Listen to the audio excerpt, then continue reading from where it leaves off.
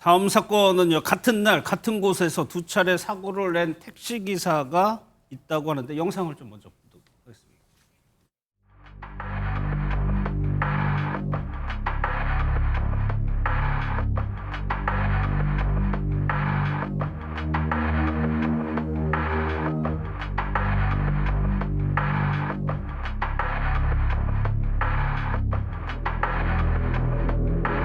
한 번 이어서 막 오후에는 나는 타고 들어간 아침 또 술 먹고 또 들어왔더라고.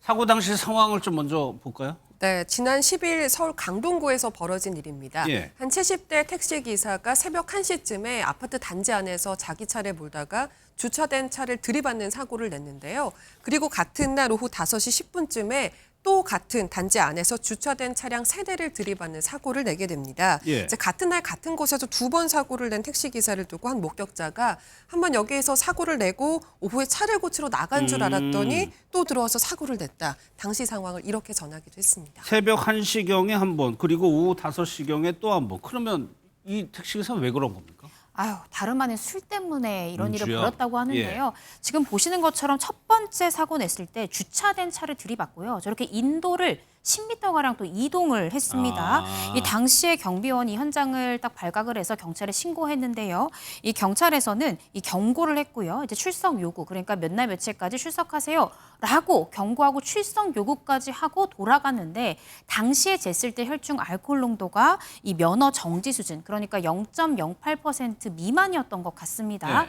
그런데 16시간 뒤에 이 택시기사가요. 또다시 추돌 사고를 냈는데 이 두 번째 사고에서 혈중 알코올 농도를 재보니까 이 면허 취소 순으로 지금 전해지고 있는 거거든요. 예. 그 사이에 어떤 일이 있었던 것인지 이 술 때문에 두 차례나 이런 추돌 사고를 낸 정말 인명 피해까지 안 가서 다행이지 정말 큰일 날 뻔한 그렇죠. 상황이다라는 예. 생각이 듭니다. 그럼 이 남성 뭐라고 얘기를 하고 있습니까? 이 가족이 투병 중이라서 힘들어서 술을 마셨다 이렇게 주장을 힘들어서? 하고 있습니다. 네. 예.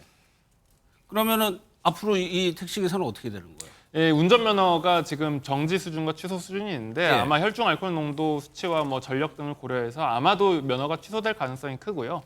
택시 면허는 운전면허가 있는 것을 전제로 하기 때문에 보통 이런 경우에는 택시 면허도 같이 취소가 되게 됩니다. 그래서 이 운전기사는 나중에 운전면허 결격 기간이 지난 뒤에야 운전면허를 다시 시험을 봐서 취득할 수 있고 그 기간 동안에는 택시 영업도 자연스럽게 당연히 불가능할 것으로 보입니다. 예. 다음 사건도 음주운전 관련 사고, 이게 고속도로에서 음주운전을 했어요? 맞습니다. 지난달 17일에 한밤중에 있었던 일인데요. 한 30대 남성이 음주 상태로 지금 운전을 하고 있다는 신고를 받고 경찰이 출동을 했습니다. 예. 그렇게 추격전을 벌였는데요. 이 남성이 무려 시속 140에서 170km까지 굉장히 빠르게 도주를 했다고 해요. 예. 그렇게 해서 약 20km가량을 음주운전을 해서 도망을 가다가 붙잡히기는 했습니다. 근데 문제는 이날이 양평군에 호우 경보가 내려진 상황. 지금 바닥이 젖어 있어요. 네, 맞습니다. 예. 그러니까 정말 자칫 잘못하면 교통사고가 날 수 있는 위험한 상황이었습니다. 예. 그러면 이렇게 지금 굉장히 빠른 속도로 도망을 가는데 경찰이 잡은 거죠. 어떻게 잡은 겁니까? 이 해당 이 가해 차량 앞에 화물차가 먼저 가고 있었던 거예요. 그래서 예. 전방에서 가고 있던 화물차도 뒷차를 보니까 뭔가 이상했던 거죠. 그래서 속도를 점점 줄여가면서 2개 차선을 점유했고요. 그리고 속도를 줄이다가 터널 내부에 진입했을 때 순찰차와 함께 이 차로 자체를 막아버린 겁니다. 그러니까 빠져나갈 수 없으니까 이 차가 정차한 거고요.